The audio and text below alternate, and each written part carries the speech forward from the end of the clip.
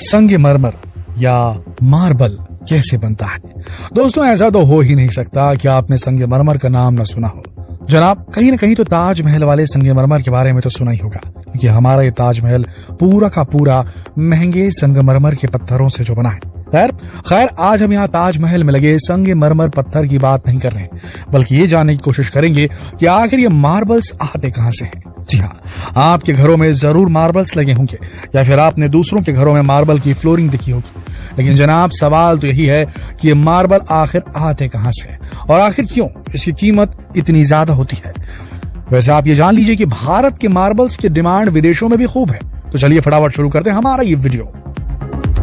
इस तरह से लेयर्स में काटे जाते हैं मार्बल ब्लॉक्स। आपको बता दें, इन मजबूत मार्बल्स को काटने का काम कोई ऐसी वैसी चीज नहीं कर सकती, बल्कि ये काम डायमंड से किया जाता है। जी हाँ, बिल्कुल सही सुना आपने। सुनकर हैरान तो जरूर हुए होंगे, लेकिन ये 100% सच है, क्योंकि हीरे को दुनिया का सबसे सॉलिड मटेरियल माना जाता है, सबसे हार्डेस्ट मटेरियल माना जाता है।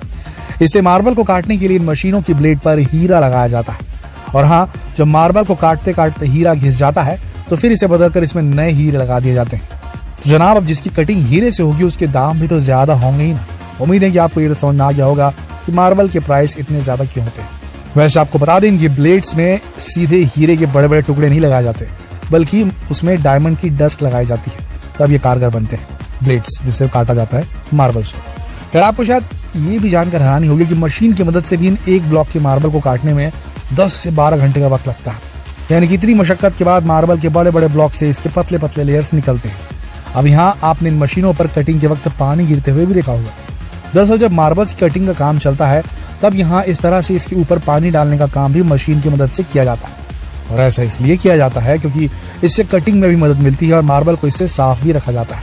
वैसे पहले तो इस काम में बहुत सारा पानी वेस्ट हो जाता था, लेकिन अब इस पानी का आरओ की मदद से साफ करके फिर से इस्तेमाल में लाया जाता है। और पानी जो है वो थोड़ा हीट को भी कंट्रोल में रखता है, क्योंकि काटने से फ्रिक्शन होता है और उसके बाद वहां पर टेम्परेचर बढ़ जाता है, तो उसमें भी हेल्प करता है।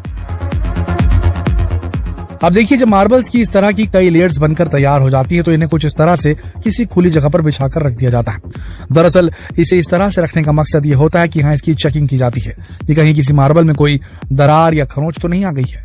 इसके लिए इन मार्बल्स पर पानी डाला जाता है और फिर इसे चेक किया जाता है। और अगर किसी मार्बल में किसी तरह की दिक्कत या क्रैक होती है तो फिर केमिकल की मदद से उस क्रैक को भरा जाता है।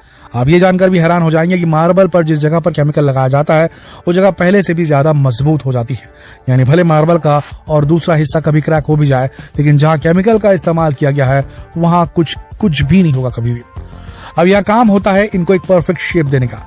इसके लिए इनकी साइड से कटिंग की जाती है ताकि ये चारों ओर से एक जैसी हो जाए। और फिर अब बारी आती है मार्बल की पॉलिशिंग की। ये तो बहुत जरूरी है, क्योंकि मार्बल चमकेगा नहीं तो आप उसे खरीदेंगे कैसे।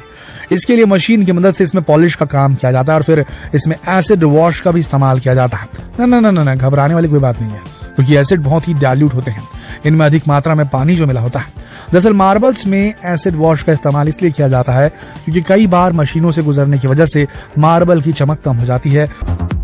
दोस्तों, मार्बल की माइनिंग के प्रोसेस को बताने से पहले आपको ये बता दें कि भारत में राजस्थान, मध्य प्रदेश और बेंगलुरु के मार्बल्स अपनी क्वालिटी की वजह से देश के साथ साथ विदेशों में भी काफी डिमांड में है।